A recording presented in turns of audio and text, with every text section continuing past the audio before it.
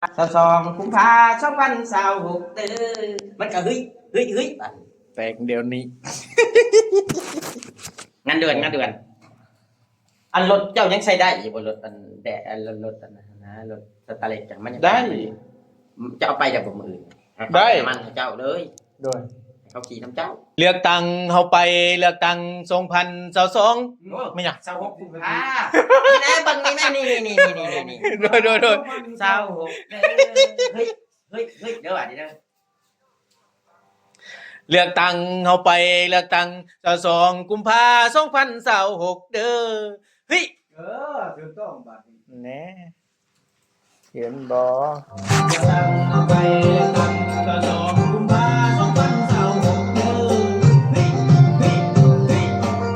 ได้บ่ ครับบริตึงยังครับนี่ก็บริตึงเป็นนะครับยกไปเลย โบราณเอาไป หากินงามโพด 2026เด้อเฮ้ยปังเป็นดีมามีสิเดชาเลือกตั้งเลือกตั้งอาสาสีวิไลอาสาต้องการผู้แทนการรับใช้หักโหมกฎหมายหักโหมนี้คือกัน